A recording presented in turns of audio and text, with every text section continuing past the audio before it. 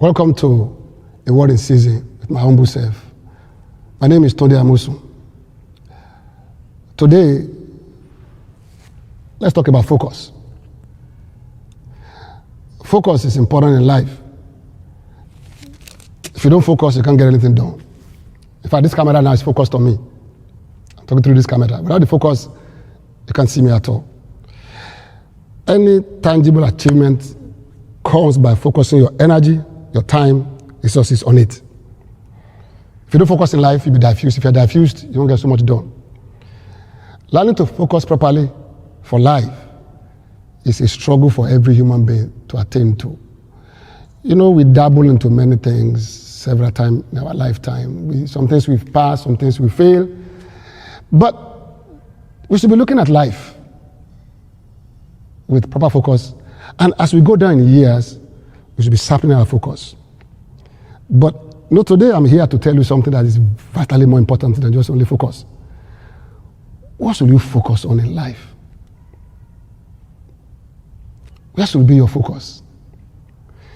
Let's see what Paul had to say in chapter 4, verse 16, 2 Corinthians, or verse 18 rather, verse 18, chapter 4, 2 Corinthians. While we don't look at the things which are sin, but at the things which are not sin. For the things which are sin are temporary. Things which are not sin are eternal. He said, why we look not at the things which are visible, but what is invisible? What is visible is temporary. What is invisible is eternal. So the best word is, why we focus on what is invisible. So if you're going to get your focus really right, you have to focus not on what you see in plain sight. Because the big things about life is not visible.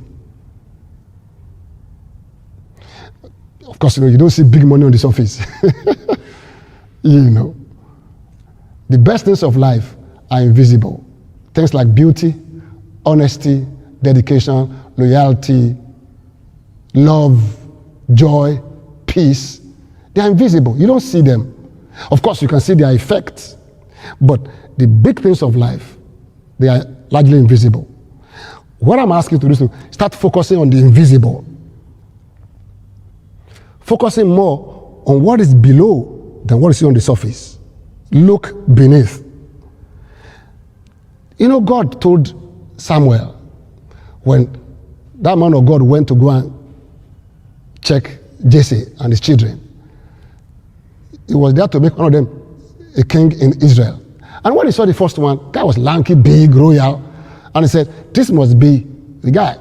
God said to Samuel, you are focusing on the wrong thing. You are looking at appearance, but God looks on the heart, on the inside, the invisible part, the core of the man.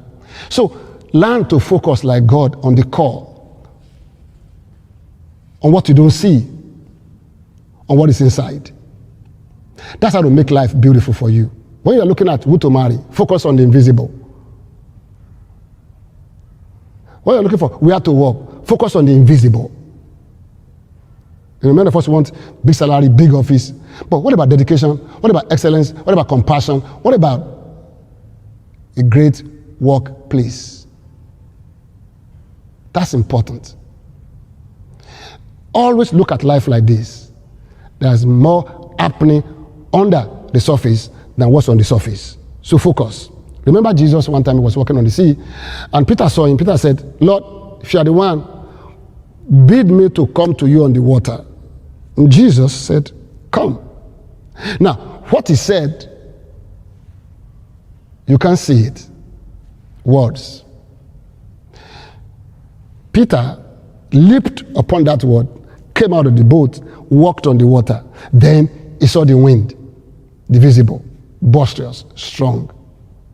The Bible said he became afraid and began to sink. So you can see that focusing on the visible by Peter wrecked him. Thank God Jesus was there. But many have been wrecked in life because they look at the storm, they look at the wind, they look at the misfortunes, they look at the struggles, and they give up. But when you focus on the invisible, like persistence, like peace, like joy. That's not temporary. It lasts and lasts and lasts and lasts and lasts. So let's focus not on the temporary, because that won't last. Let's focus on the invisible. It's eternal, it's permanent, it's forever. Live your life like that. That when you leave any place, the intangible, the invisible is left behind by you, so that others can celebrate and rejoice over the permanent value of your life. Thank you for listening today to A Word in Season by my humble self, Tunde Amosun. Bye for now.